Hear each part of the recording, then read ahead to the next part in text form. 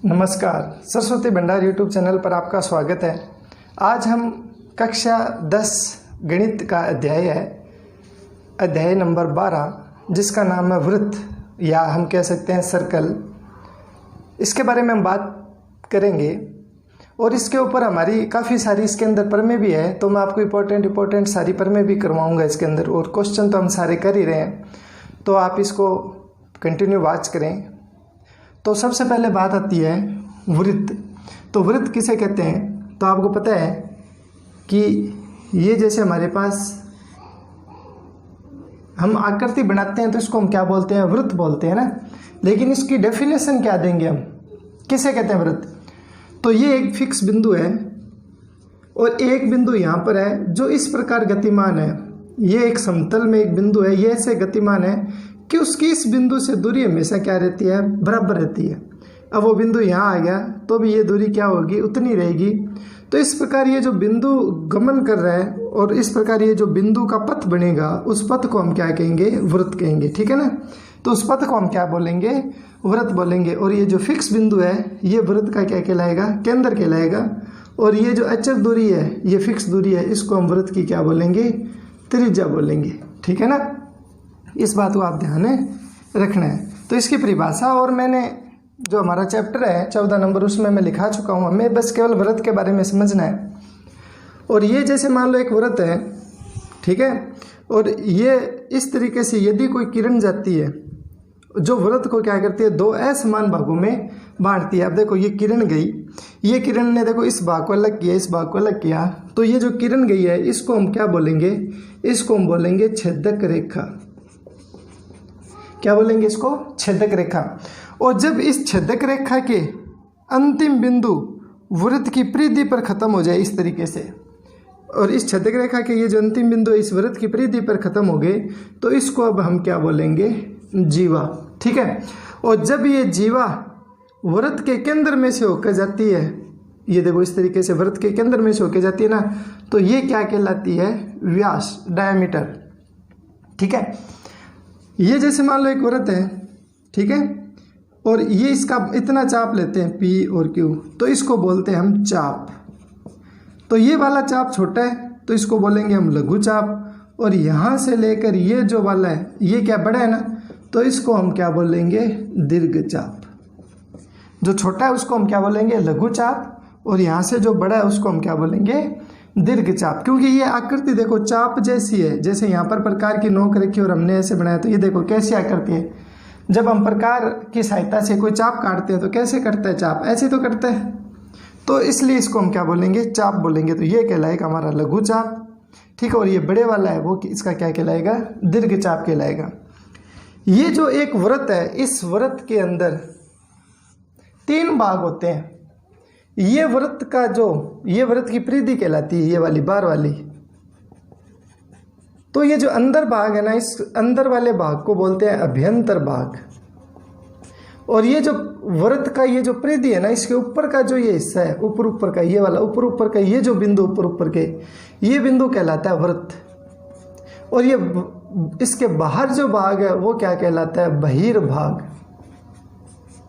इसलिए एक वृत्त के कितने भाग होते हैं? एक वृत्त के 3 भाग होते हैं। ठीक है ना। अभ्यंतर या आंतरिक भाग, एक वृत्त के ऊपर का भाग, और एक क्या कहलाता है? बहिर्भाग। ठीक है ना। 3 भाग होते हैं। तो इसके ऊपर अब हमारी जो प्रमेय है उनमें हम सबसे पहले प्रमेय लेके चलते हैं। तो 12.2 के 12.1 में कुछ फिल इन द ब्लैंक्स कुछ क्वेश्चन है, रिक्त स्थानों की पूर्ति करो। तो वो आप करके देख लेना स्वयं। और मैं यहाँ पर एक प्रमेय लेके चल रहा हूँ। इस प्रमेय का नाम है 12.1। ठीक है ना। नीचे इसके पेज नंबर भी लिख देता हूँ, 191। तो प्रमेय, एक वृत्त की बराबर जीवाएं केंद्र पर समान कोण अंतरित करती है। ठीक है। पर मैं आप देख सकते हो, आप किताब में देखो क्या लिखा हुआ है कि एक वृत्त की बराबर जीवाएं केंद्र पर क्या करती है? समान कोण अंतरित करती है। बहुत ईजी सी पर मैं समझाता हूँ मैं आपको। तो देखो एक प्रमेय में 3 पार्ट होते हैं। एक तो होता है दिया है, एक होता है सिद्ध करना है, मतलब क्या सिद्ध करना है, और एक होता है उपपत्ति, कैसे सिद्ध करेंगे। दिया हुआ को बोल के हम गिवन, सिद्ध करना का होता है टू प्रूव, और उपपत्ति का मतलब प्रूफ कैसे करना है। तो देखो ये जो इतना हिस्सा ना ये दिया हुआ है, और ये वाला हमें क्या करना है, प्रूफ करना है। तो देखो पहले हम एक चित्र बनाते हैं इसमें।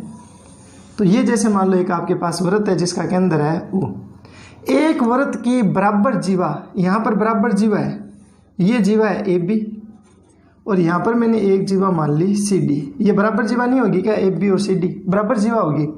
तो एक वृत्त की बराबर जीवा AB जीवा और ये है CD, ये दोनों जीवाएं केंद्र पर, तो ये जीवा और इस जीवा के द्वारा केंद्र पर बना ये कोण, ठीक है, और इस जीवा और इस जीवा के द्वारा केंद्र पर बना ये कोण, ये जो दोनों कोण है वो क्या कहता है कि ये कोण कहते हैं समान कोण अंतरित करती है। मतलब ये वाली जीवा यहाँ पर और ये वाली जीवा यहाँ पर क्या करती है, बराबर कोण अंतरित करती है।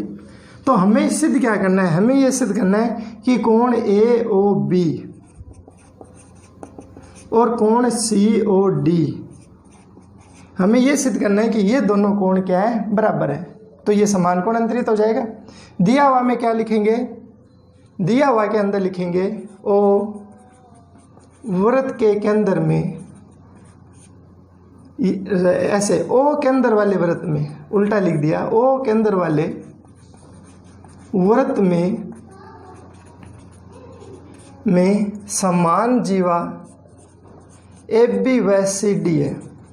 मतलब ये हमें दिया हुआ था दोनों जीवाएं क्या है, बराबर लंबाई की है। तो मतलब ये जीवा और ये जीवा क्या है, बराबर है। तो मैं इसको लिख सकता हूँ कि AB और CD बराबर है। ये तो हमें दिया हुआ है और ये हमें क्या करना है, सिद्ध करना है, ठीक है। तो हम सिद्ध कैसे करेंगे, उपपत्ति। तो हम लिखेंगे बिंदु ABCD को O से मिलाया। हमने क्या किया, A को O से मिलाया, B को O से, C को O से, D को भी O से, सबको हमने क्या किया, O से मिला दिया। अब हम दोनों ये त्रिभुज लेते हैं, ठीक है। तो हम लिखेंगे त्रिभुज AOB व त्रिभुज COD में। अब इन दोनों त्रिभुज में देखो, ये यहाँ से लेकर ये क्या है, त्रिज्या है, और ये यहाँ से लेकर ये भी क्या, त्रिज्या है। इसका मतलब ये वाली भुजा इसका बराबर है, और ये दो लाइन वाली, ये इस दो लाइन वाली के बराबर है, क्योंकि दिया हुआ था समीकरण 1 से, क्योंकि जीवा की लंबाई क्या है, बराबर है, दी हुई है हमें। और ये 3 लाइन वाली इस 3 लाइन के क्या है, बराबर है। तो यहाँ पर देखो ये भुजा इस भुजा के बराबर, ये भुजा इस भुजा के बराबर, और ये वाली भुजा इस भुजा के बराबर। तो इसमें भुजा भुजा भुजा नियम लग जाएगा। तो देखो मैंने आपको 11वीं जो प्रश्नावली आपकी 11वीं प्रश्नावली है, सतत कह सकते हो या आप संतत्य भी कह सकते हो, ठीक है ना। मैं आपको नाम बता दूं, इसका चैप्टर का नाम है आपका 11वीं प्रश्नावली का है, सर्वांग समता भी कह सकते हैं, समरूपता है। पाठ का नाम है समरूपता, 11वां पाठ है, क्या नाम है, समरूपता। समरूपता चैप्टर से पहले एक बात आती है सर्वांग समता। ये क्या चीज होती है सर्वांग समता, ये आपको 9th क्लास के चैप्टर में समझाया हुआ है, सर्वांग समता क्या चीज होती है।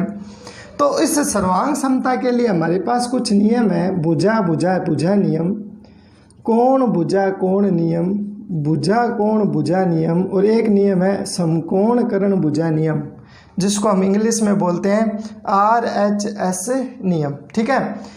ये क्या कहते हैं, ये कहता है कि यदि कोई त्रिभुज में, यहाँ S का मतलब क्या है, यहाँ S का मतलब है साइड, SID साइड, साइड को बोलते हैं हम भुजा। A का मतलब है एंगल, एंगल को बोलते हैं कोण, ठीक है।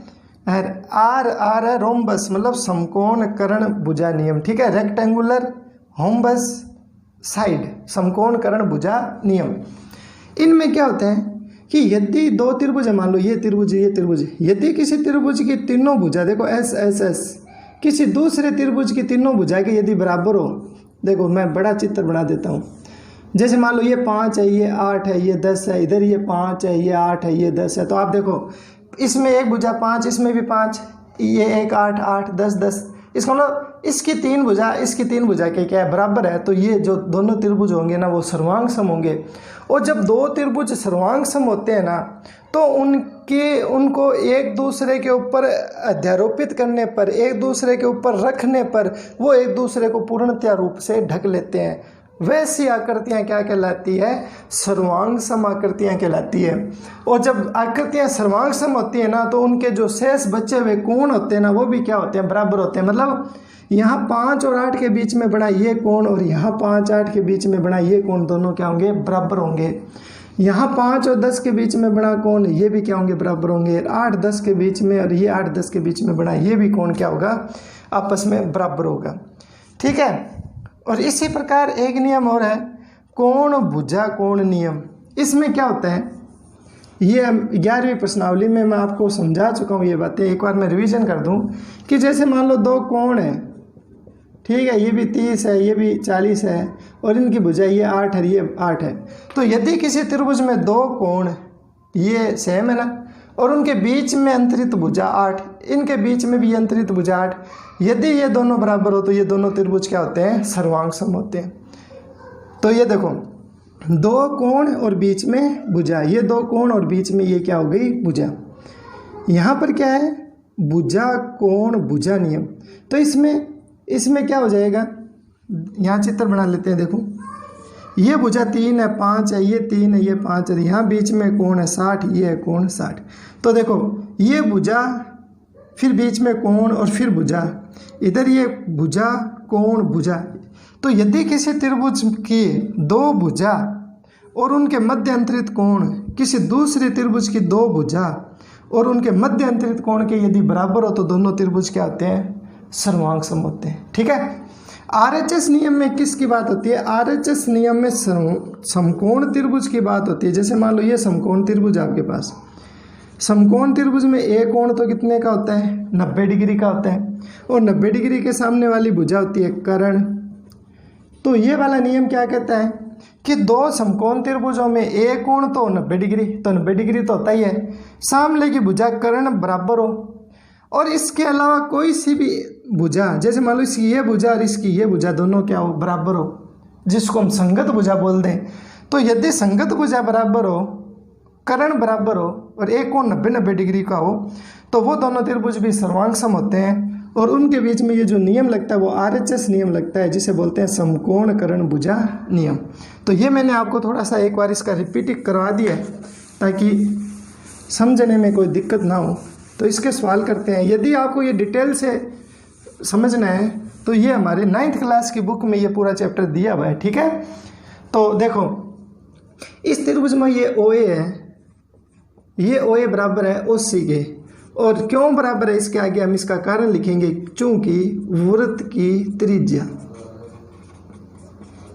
ठीक है। इसी प्रकार ये OB है और ये OD है, ये भी दोनों बराबर है, तो OB बराबर है OD के, तो हम इसी में लिखेंगे वृत्त की त्रिज्या। ठीक है। और ये AB है वो CD के बराबर है, तो हम लिखेंगे AB बराबर में CD। इसमें हम लिखेंगे समीकरण 1 से, ये समीकरण 1 से मैंने ये बात लिख दी। तो देखो ये तीनों भुजा ही भुजा होगी ना, तो यहाँ पे लिखेंगे हम SSS नियम से, और SSS नियम से दोनों त्रिभुज क्या हो जाएंगे, सर्वांग सम हो जाएंगे। तो हम लिखेंगे त्रिभुज AOB और त्रिभुज COD, ये दोनों क्या हो गए, सर्वांग सम हो गए। और जब दो त्रिभुज सर्वांग सम होते हैं ना तो CPCT नियम से, ये एक नियम होता है CPCT, इसको फुल फॉर्म में क्या बोलते हैं कि यदि कोई दो त्रिभुज सर्वांग सम होते हैं तो उनकी संगत भुजा और संगत कोण क्या होते हैं, बराबर होते हैं। उसको शॉर्ट फॉर्म में CPCT नियम बोला जाता है। तो आप देखो यहाँ पर ये एक लाइन वाली भुजा, यहाँ एक लाइन वाली भुजा, यहाँ 3 और ये 3 लाइन वाली भुजा, इनके बीच में ये कोण बराबर होगा। तो हम ये कह सकते हैं कि कोण AOD और कोण COD दोनों क्या होंगे, बराबर होंगे। और यही बात हमें क्या करनी थी, सिद्ध करनी थी। तो ये हो जाएगा प्रूव्ड। ठीक है। यदि कल को ये पूछता ना कि ये कोण बराबर हो तो ये कोण भी इसी नियम से बराबर होते हैं, तो इस जगह हम ये वाले कोण बराबर रख देते हैं। और ये जो तीसरा कोण बचा है 3 लाइन वाला, ये इस 3 लाइन वाले कोण के क्या होगा, बराबर होगा। लेकिन हमें तो ये एक ही कोण के बारे में बताना है, तो इनको हमें लिखने की आवश्यकता नहीं है। तो आपको समझ आई होगी पर में। अब इसी प्रमेय का एक अगला जो प्रमेय वो इसकी बिल्कुल क्या है, रिवर्स प्रमेय, उसकी बात करते हैं हम।